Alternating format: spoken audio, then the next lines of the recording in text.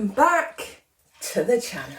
And welcome back to more London historic pub crawl stuff. Yes! Volume 2. Volume 2. Electric Boogaloo. So we've got a really exciting weekend. We've got 2 nights in London town. Mm-hmm.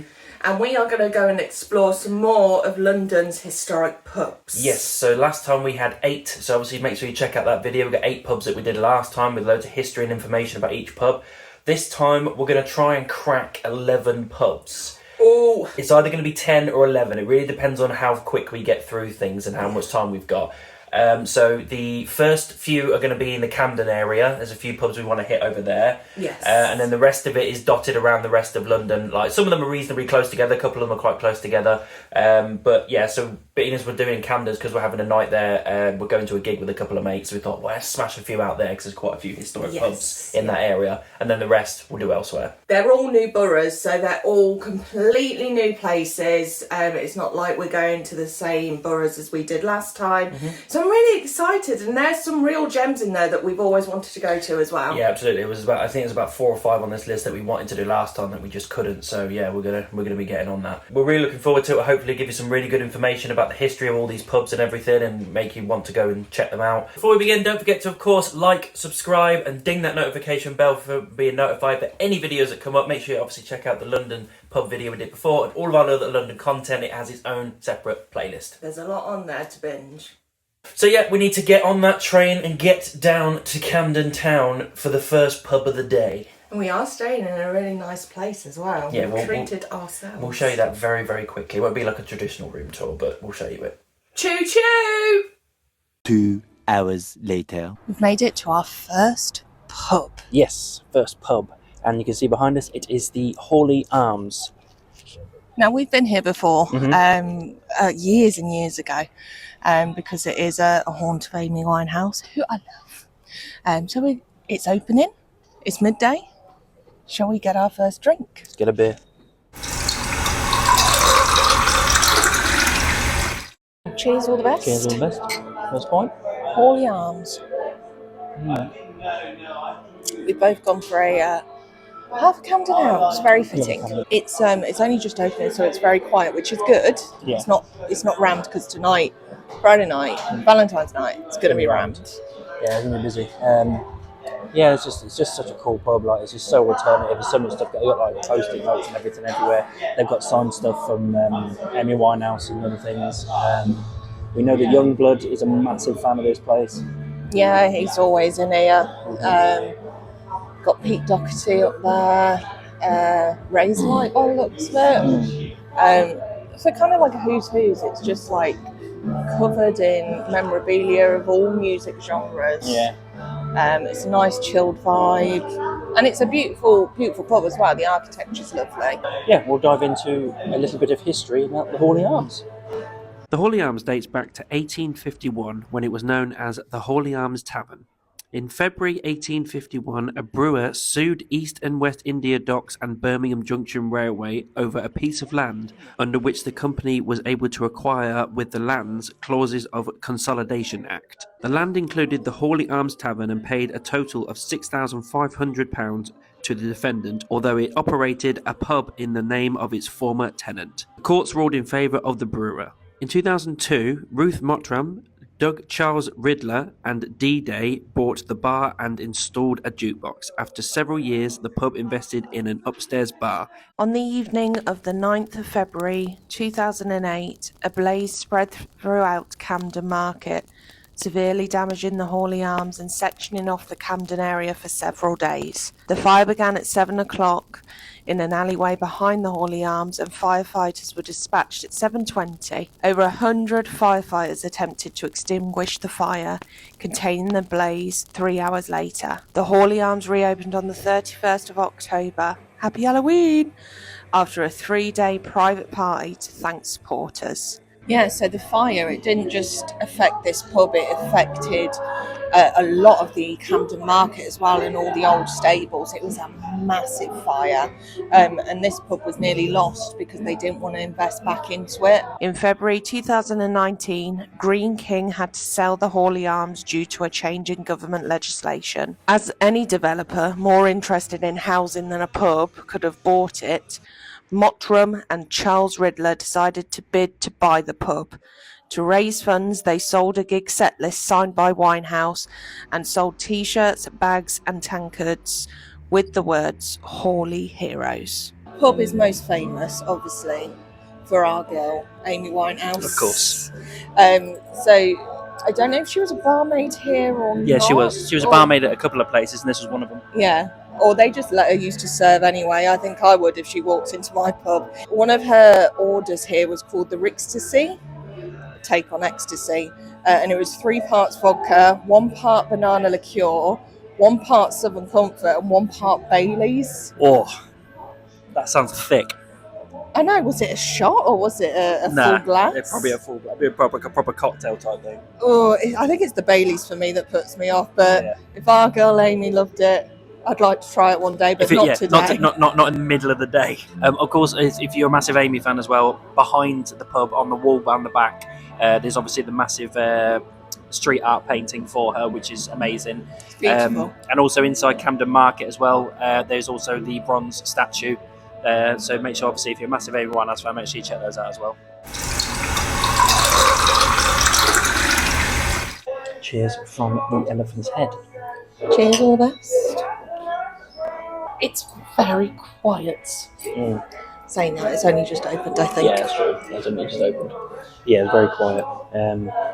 It's a pretty cool little place, though. I think they have like live music every night. Yeah, they've got a little stage at the front, which is pretty awesome. How much were 2 halves? I think it's about the same again, about 7.5. Yeah, so we're going to dive in, use a little history of the Elephant's Head. So I couldn't find too much history of this place, other than it's like a haunt for music. The pub opened in 1869 and is named after the Elephant's Brewery, which produced Elephant Pale Ale. The brewery's trademark was an elephant's head, an elephant's feature of the coat of arms of the Marquess of Camden. Now, I don't know if I'm saying that right, Marquess. Tell us in the comments if or not. Google said. Google said. Yeah, because that's facts. Google said. Google said, so don't blame me. It was Marquez. Unfortunately, guys, we didn't find too much information about this popular Camden pub. We think it has a gothic theme, with it potentially having certain elements of salvaged pieces from a church. Of course, one of the pub's most popular parts is that it is a live music venue with a cosy stage at the front of the venue. Yeah, it's really cool, guys. It's a nice little place to go. It's more of an alternative bar than looks of it, which is pretty cool. Yeah, a bit of a goth vibe, isn't there? Yeah. Like the bar's quite gothic. Yeah, the bar is very gothic. It's really cool, actually. It's like old church. I reckon when the gigs are on, I reckon it's really cool in there. And there's loads of pictures of different elephant heads. Little sketches. Yeah, that's pretty cool. Cool place. Cool place. So, cheers from the Dublin Castle. Cheers, all the best. Ooh, beautiful. I can't remember whose cover this is. I don't know, but this is a little rocking venue, this is. Pub. So yeah, obviously Dublin Castle. There was four different castle like inns. This is one of them. We'll go to another one later on. Yeah. But this one is obviously where Madness began, the band Madness. Yep. Which we will go and tell you about now. So with a little bit of history of the Dublin Castle. So Dublin Castle is most famous for, of course, being the birthplace of the band Madness. The pub goes back to 1821 and was thought to have been built for Irish navvies building the train lines to Euston in 1837. An apocryphal story claims not only that the pub was built to serve the Irish immigrant workmen while building the nearby railway, but also that it formed part of a group of other pubs, each newly constructed for the purpose of segregating the different nationalities and reduce the risk of fights breaking out out between them. While this pub featured in rates books as early as 1821 and hence may possibly have been frequented by Irish navvies, as the canal was completed in 1820 and the opening of the railway line to Euston in 1837, there were no other pubs named after castles until Edinburgh Castle on Mornington Terrace opened afterwards in 1839. The emergence of other venues around Camden Town, including the Roundhouse, Dingwalls and the Electric Ballroom, brought an increased interest in live music to the area, including the Dublin Castle. The pub could now accommodate an audience up to 200 people. Madness first attempted to secure a gig at the venue in late 1978, when they were still known as the Camden Invaders. They first performed at the venue on the 16th of January 1979. According to singer Suggs, the group had to pretend they were a jazz band to get a booking. Landlord Alo Colon invited the group back for a residency at the venue and helped to establish their reputation. It doesn't seem that old.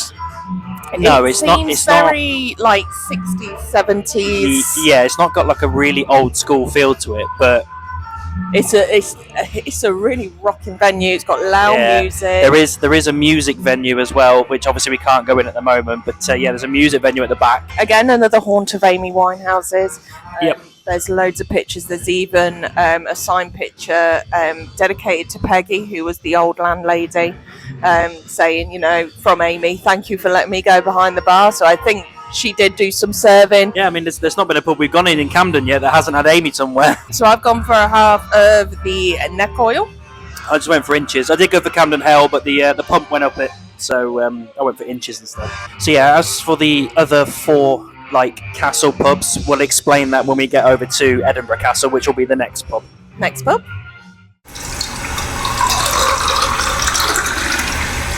Okay, so pub number 4, the Edinburgh Castle. Or Edinburgh Castle. Cheers from the Edinburgh Castle. Cheers, all the best. Camden again. And I went for the Granny Smith, and I don't know how to spell that. What is it? I can't remember. It's very quiet. Very quiet. Like, there's pretty much just us in here, and there's one guy outside, and there's one guy in the corner over there, and that's what we didn't realise is that how big this place is. I didn't realise how big this place was. Very opulent, very high ceilings, and everything very Georgian architecture. Yes. But also, it seems like it's very restaurant heavy in here. But one of the really big pointers here is the beer garden.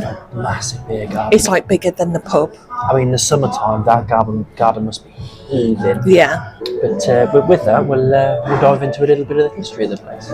It once housed a small museum, art gallery, and tea gardens. It was listed in 1973. In 1984, a fire damaged the pub, but it was refurbished in its original Victorian style by Charringtons. A reviewer claimed that there were once 4 Camden pubs with Castle in their name: the Edinburgh, Windsor, Dublin and Pembroke, and those had originally been built for navvies digging the Regent's Canal. The gist was that each national group, Scots, English, Irish and Welsh, was assigned a pub to keep them happy, or more precisely to stop them from scrapping with one another. It's a great yarn, but if it seems too good to be true, it's because it is. The theory is carefully taken apart in the November 2014 newsletter of the Camden History Society by David Hayes, who points out that the pubs weren't built at the same time, but gradually appeared over a period of 130 years. The Dublin Castle, which we've just visited, would have been the oldest. Next was the Edinburgh Castle on Mornington Terrace, which opened in 1839, 2 years after the railway line to Euston. Of the canal navvies, he writes that it is difficult to find out much about the homeless thousands of men who carved the channel out by hand, noting later that public inquiries showed their food, shelter and conditions of work were as wretched as those of the railway navvies later. One accident near Camden in August 1813 saw a cutting collapse, burying a dozen men, several of whom died. Obviously, as we've just said in the history of the place, this is one of the castles. So we've done Dublin, we've done Edinburgh. There was a Windsor Castle. Yeah.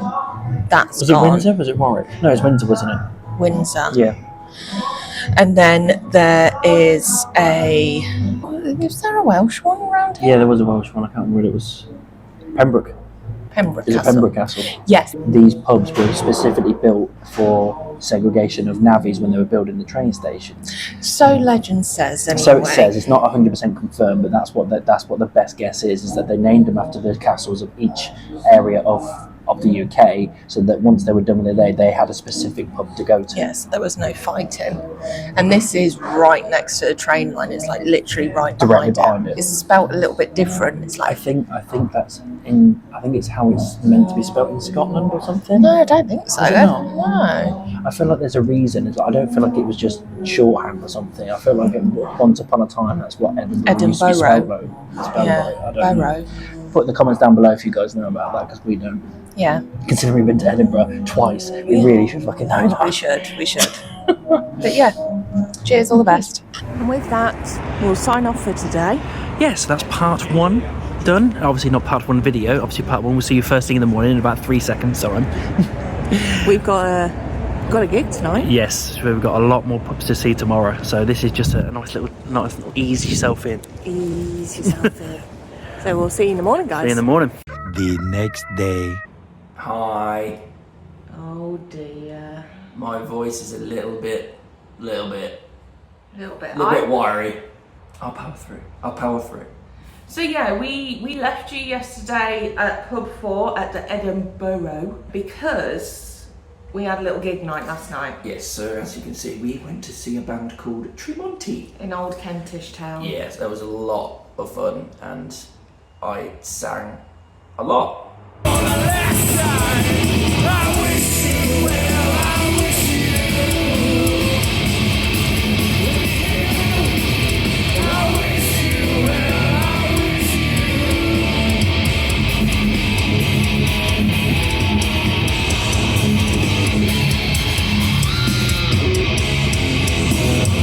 So we are weary from the footage that you've just seen. We went a bit hard. Yeah. And because we're old as fuck now, my back's fucked, my legs are fucked, my neck's fucked because I thought, oh, I'm gonna do some headbanging, rock and roll. But yeah, it was a great night.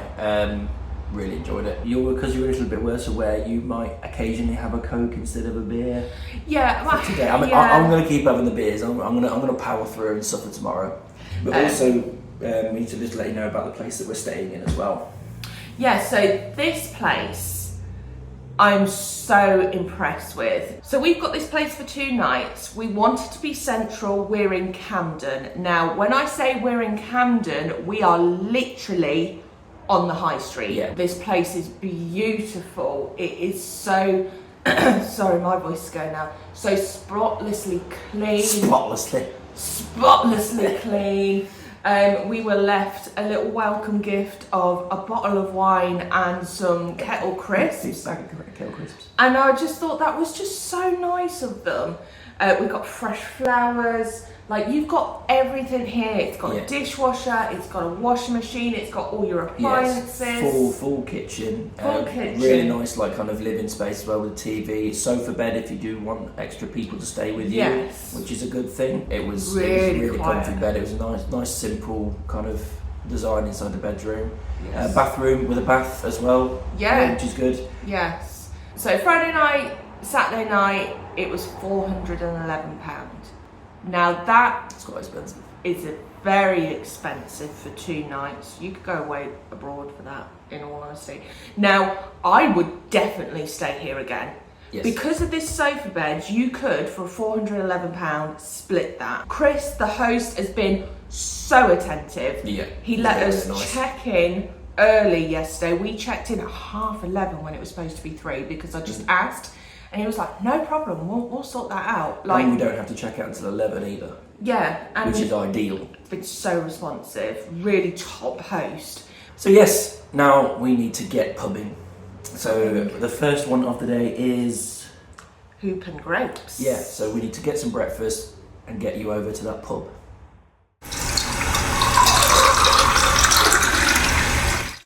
It is very quiet in here. Because it's only 11:30 in the morning. But we have got... Cheers for the hoop and grapes. Cheers from the Hoop and Grapes. We've both gone for a little half Camden Ales. That's difficult this morning. It's not even midday. Oh, I just realised how difficult that is. Oh dear. I should have gone for a cider. Oh dear. Oh dear. But we're in Aldgate, Hoop and Grapes. It's a little bit of history of the place. This is a Grade 2 listed building and the oldest licensed house in London. This historic pub is lucky to be standing today. The Great Fire of London stopped just 50 yards away in 1666. As a result, it's the only 17th century timber-framed building which exists in the city to have survived this devastating moment in London history. The Great Fire of London was a devastating blaze that ravaged the medieval city of London from September 2nd to September 6th, 1666. The fire originated in the King's Bakery on Pudding Lane and it spread quickly.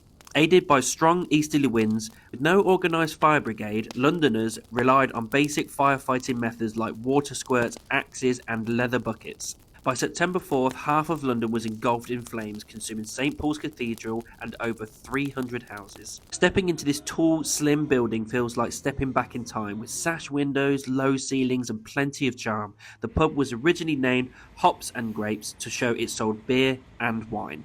In our previous video, we went to Ye Olde Cheshire Cheese.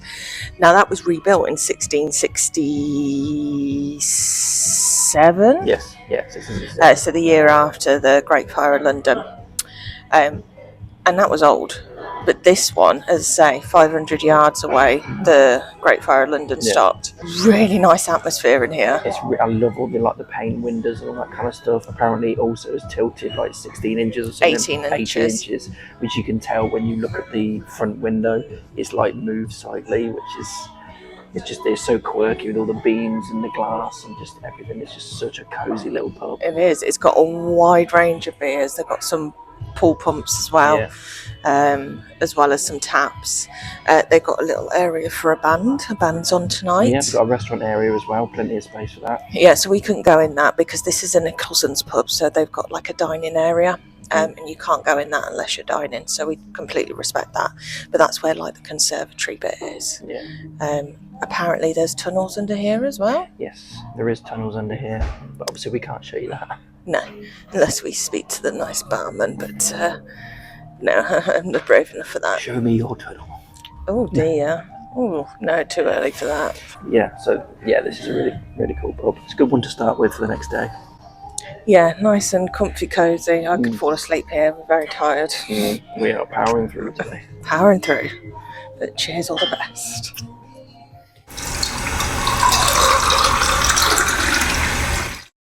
Look at this lovely angle. Lovely flowering angle. Cheers from the 10 bells because it's very busy. Very busy. Uh-oh, she got a Coke. I had to, guys. I'm sorry, I've let you down. Well, I've gone for a high dive medium dry cider, which is quite nice. Well done. Actually quite refreshing. I went for a full fat Coke. Full fat. Yeah, we need it. This is right near Spitalfields Market as well, which we're completely unaware of, which is pretty cool. Yeah, it's literally opposite, like one of the entrances. The 10 Bells has existed in one guise or another since at least the middle of the 18th century. Some accounts of the Jack Ripper story links two of his victims here, Annie Chapman and Mary Jane Kelly, to the pub. Annie Chapman may have drunk at the pub shortly before she was murdered. It has been suggested that the pavement outside the pub was where she picked up her clientele. She was a lady of the night. It originally stood on a site known as 12 Red Lion Street, just a few metres away. However, when this building was pulled down as part of cutting of Commercial Street in 1851, the owners of the 10 Bells, Truman, Hanbury, Buxton and Co., were able to move the public house to its current position at 84 Commercial Street. The name of the pub has changed over time, but those names have generally derived from the number of bells in the pearl housed in the Nicholas Hawksmoor designed Christ Church, Spitalfields, next door.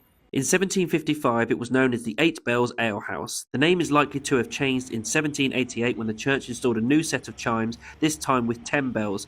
Certainly, there are insurance records to show that the pub was registered as the 10 Bells Church Street, Spitalfields from 1794. The number of bells in the church increased to 12 at one point and was subsequently reduced to its current number after a fire in the steeple in 1836. The interior of the pub is decorated floor to ceiling with original Victorian tiling. Two of the walls feature a blue and white floral pattern tiling scheme, and there is a colourful tiled dado going around the room.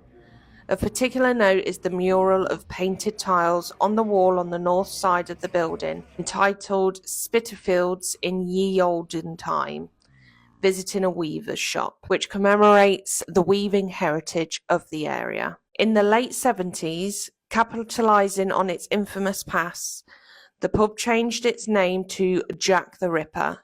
It even displayed an authentic memorabilia from the case as its decor. A nice little side note as well, Jamie Oliver, the famous chef. One of my favourites. Yes, yeah, I always get you a Jamie Oliver book for Yeah, Christmas. I do like old Jamie. His great-great-grandfather was the landlord of the pub during the 1800s. This is a beautiful pub. Yeah. There's so much just original tile work. Yeah, like, it's really small. It's in the round, so like the pub, the bar itself is like in the round, and it's just all the seating's around the outside of it. It's just this perfect little circled bar. I think that's why it's so busy, because it is really small, intimate, cosy. I love it.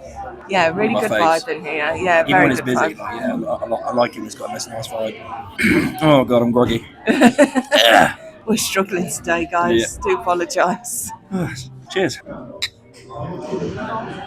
A few moments later. Right, so we stopped off for a cheeky little snack in Spitalfields. We've had these before, we've reviewed these before. Check them at Spitalfields Market, our video for reviewing, but it's the Labab chicken.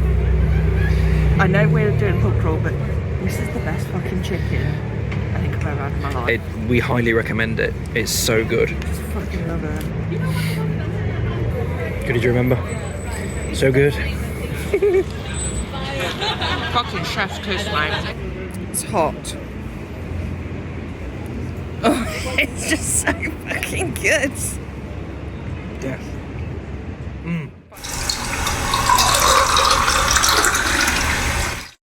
To next pub. Cheers from the Dirty Dicks. You can see. Oh no, I'm flipping you off. Sorry. Cheers from Dirty Dicks. She's back on the beer. Half a Jubal each. A Jubal Peach. Mm-hmm. Jubal Peach. Yeah, so it looks quite, I don't know, quite, not modern, but it looks like a bit of a, like nightclub, I'd say, from the outside. Yeah, from the outside it looks like it's going to be like just a Generic bog standard ragtag kind of pub. And you go in and it's so like old school beams and architecture and dark. copper plated bar, Yeah. dark and gloomy, and all these little corners and everything. Little balcony as well. Yeah, so I haven't gone to see that, but you've gone to have a look at you could go upstairs. But we found this little nook, and sorry for the terrible lighting, it's very, very comfy, cozy again. And yeah, a little bit of the history of Dirty Dicks. There has been a public house on this site since 1745. Nathaniel Bentley, commonly known as Dirty Dick, was an 18th and 19th century merchant of Jewish descent. He refused to wash following the death of his fiancée on their wedding day. He owned the pub and filled it with antiquities to dead cats. Steeped in history and charm, the bar and dining room is located right in the heart of the city. Located on the bustling Bishopgate, just across from Liverpool Street Station and just a stone's throw away from Shoreditch, Spitalfields Market and Brick Lane. During the early 19th century, Dirty Dicks was called the Old Jerusalem, but the then owner, William Barker, renamed the pub after an infamous resident who had owned a warehouse around the corner from the pub. The original Dirty Dick, whose actual name was Richard Bentley, or some say Nathaniel Bentley, was a prosperous city merchant living in the middle of the 18th century. Bentley, who owned a hardware shop and warehouse, had been quite the dandy in his youth, but following the death of his fiancée, in his broken-hearted anguish, he reportedly refused to clean anything, including himself. Such was the legend of the now Dirty Dick, that he is said to be the inspiration for Miss Havisham in Charles Dickens' Great Expectations, as Dickens himself is said to have frequented the pub. So this pub used to be, well, as the name suggests, Dirty Dicks, it used to be completely filled with the antiquities, dead animals, a lot of dead cats. Obviously, due to health and safety, they have taken that all away. I think there is still, because there was a lot of dead things that hadn't been properly preserved and stuff like that. So it was health and safety. I think there is still a cabinet which we might try and find that has got just a little smidgen. But unfortunately, I don't think there's any dead cats around anymore. No longer. No longer. But he has a really cool pub. It's got a cool vibe now. Cool vibe. It's got a cool vibe now. It's busy as hell as It well. is It's really very busy. I think they do the Six Nations here as well, by the looks of it, with all the flags up. So yeah, that's probably why. It's very busy, yeah. On a Saturday afternoon. So cheers.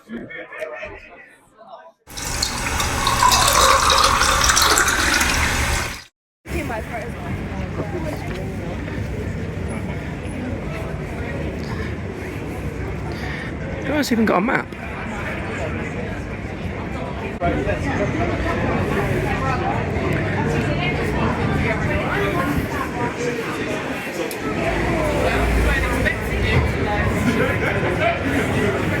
So we are at the George, but it is absolutely rammed. It is manic in Because here. the Six Nations are starting.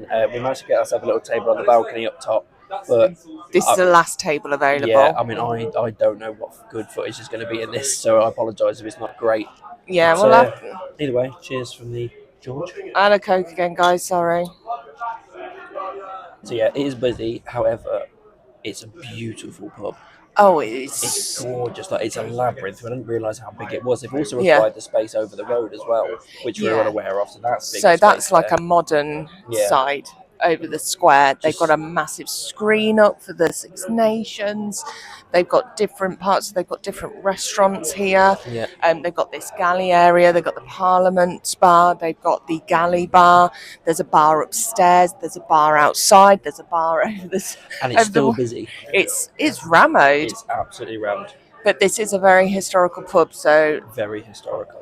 we'll get into their history. A pub has stood here on this site since medieval times, and the pub was formerly known as the George and Dragon, which is a very popular pub name in the United Kingdom. The George Inn, built in 1676, is London's only surviving galleried inn, and just a 2-minute walk from our favourite market, the Borough Market, and a stone's throw away from the Shard and London Bridge. It stands on the site of an inn which existed in 1542, and probably earlier in the medieval period.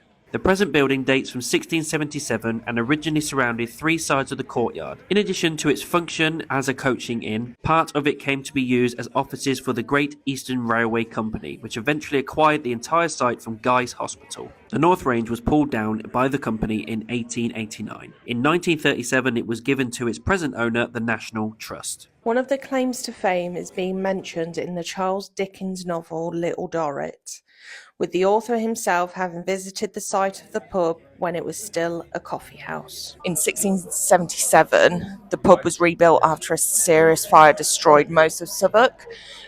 So if you look in our first Borough Market video, there's like this destroyed half of a cathedral, and that's the old Southwark Cathedral, which was burnt down, and they managed to just keep that bit up.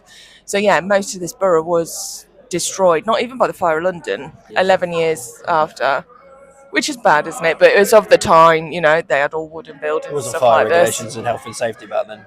Yeah.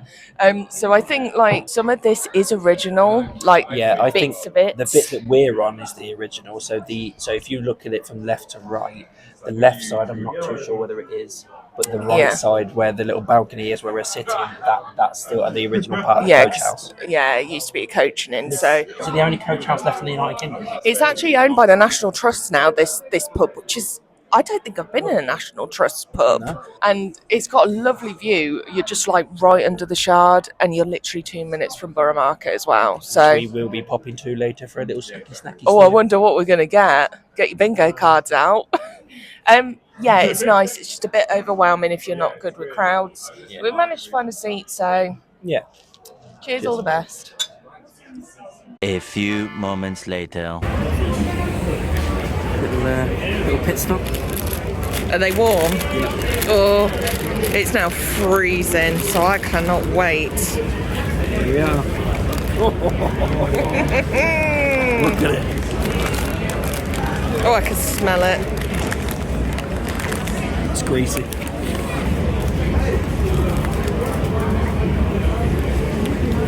Oh, look at steam coming off it. So it's still good. So good. It's so good. You've been waiting for this, haven't you? Waiting for it all day.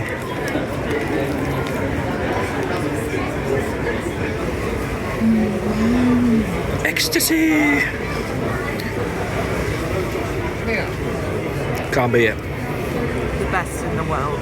So yeah, if you want our full review on this and everything, it's on both of our Borough Market videos.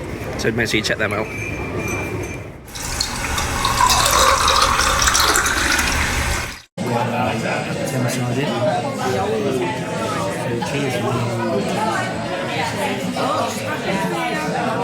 Long before a pub stood here, the ground on which the Old Thameside stands housed an old spice warehouse on the bustling Pickford Half Docks. Steeped in rich history, the 16th century site was once home to an old spice warehouse, as we've just mentioned. Plus, behind the pub, the original Clink prison stood, serving as a private prison for the Bishop of Winchester since 860. Adding to the charm, Southwark Central, London's oldest Gothic building, proudly stands behind the pub. Originally a Saxon nunnery built in 1106, it was later rebuilt and became a cathedral in 1905. If that wasn't enough, just outside the pub is a full-size replica of the Golden Hind, the ship that took Sir Francis Drake on his round-the-world trip between 1577 and 1580.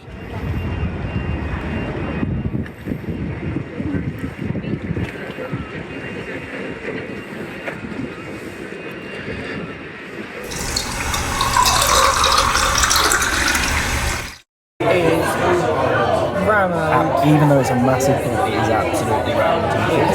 We did manage to find a bit of seat, so cheers from the anchor. Coke again. So sorry guys, we're going to go straight into the history because it is really busy. People are out here with their families having dinner and stuff like that, so we don't want to get too many people on camera. One thing we will say though is that even though it is really busy, it's a fantastic pub. There's so many nooks and crannies, it's a massive pub. There's loads of places around to sit down, there's loads of outside space. They've got like a terrace thing out by the river as well, which is great. Yeah, and then they've got like a big balcony roof terrace that goes round. Yeah, in the summer this would be banging. Come here for opening on a weekday. Yeah. So, I think that's what we'll do next time. Yeah. But let's get into a bit of the history of the place. Yeah. A tavern establishment under various names has been at this location for over 800 years. The Anchor started life as a brewery tap room for the Anchor Brewery, first established in 1616. Michelin's travel guide incorrectly states that Anchor was rebuilt in 1676 after the Great Fire of London in 1666 destroyed it. This was impossible as the fire never reached the southern side of the Thames outside of its limits of the City of London. This pub is the sole survivor of the riverside inns that existed here in Shakespeare's time, when this district was at the heart of the theatreland and the Thames was London's principal highway. It was frequented by many actors from the neighbouring playhouses, including the Globe, the Swan and the Rose. It is where Samuel Pepys observed the Great Fire of London in 1666. He wrote that he took refuge in a little alehouse on Bankside and there watched the fire grow. Another fire devastated the pub, whose interior was mainly constructed of oak. It was rebuilt in 1676 and has since had additions over the centuries. The Anchor Tavern became a favourite place for river pirates and smugglers. During the course of repairs carried out in the early 19th century, the removal of a massive oak beam revealed ingeniously contrived hiding places, which were probably used for the storage of stolen goods and contraband. Cheers from the final pub, the Ship Shovell. Final pub. Final pub. It's technically two pubs. A tale of two halves. I haven't got a half again. Sorry, guys. I've done it. He's done it. I'm so proud of him. He's done Every half. every half. Finish off with a Ship Shovell lager. Yeah, I've just gone for a little Coke again. And once again, because it's Saturday night, it's round. Yeah, as I say, I think our next video we will do it in a weekday. Yeah. I mean, we've got some history, which we're going to talk about in a moment. But one thing we will say is that from what we've seen so far, it's a really cool pub. Oh, really cool. It's And very then, interesting.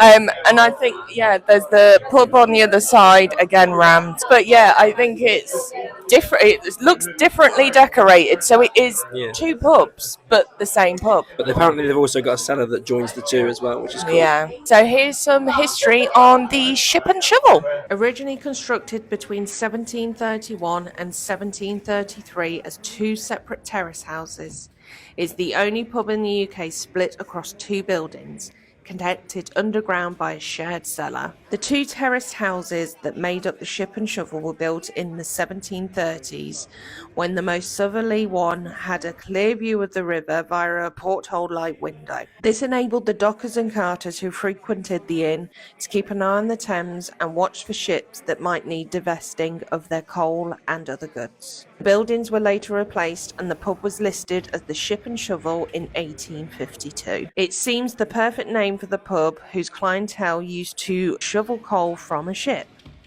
But in 1997, its name was changed to Ship and Shovel, with two L's, after a 17th century sea admiral. Sir Cloudesley Shovel was born in Norfolk and rose through the ranks of the Royal Navy from cabin boy to admiral of the fleet. He battled pirates and foreign seafarers before ending his life in a shipwreck off the Scilly Isles. In other words, he had no tangible connection with Charing Cross whatsoever. Craven Passage itself was named after the first Earl of Craven, also from the 17th century, who gained London's respect by, well, not being Craven. When the Great Plague ravaged the city in 1665, he stayed put and helped to maintain the order rather than fleeing to the countryside like so many other noblemen. The pub on the right as you approach from Villiers Street is a pleasant but unremarkable London boozer with an ornate Victorian decor. However, the pub on the left is much more quaint and characterful. The walls of both hostelries are covered with 17th century sailing paintings, mostly linked to the obscure Captain Shovel, who provided a touch of swashbuckling glamour that coal shovelling somehow fails to deliver.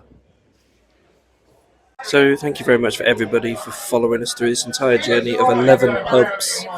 We're very tired. We appreciate you following us all the way to hear some history. We're going to finish these drinks and we're going to head back to our hotel and we're going to sign off there because then we can do it in comfort. In comfort, because, yeah, I've had enough of people today now, man. Bloody hell. But, yeah, it's been a journey. It's been an experience. And I hope you've enjoyed. We'll see you back at the apartment.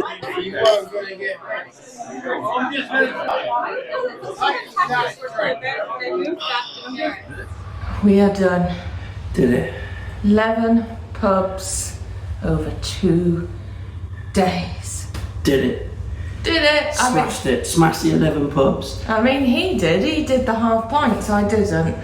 I did. I powered through it. Do you know what? I was really close in the last pub to going, I might just go for a Coke. I think I'm done. And I looked at him and went, no, you've come this far. You've got this far. Look at what you've accomplished today.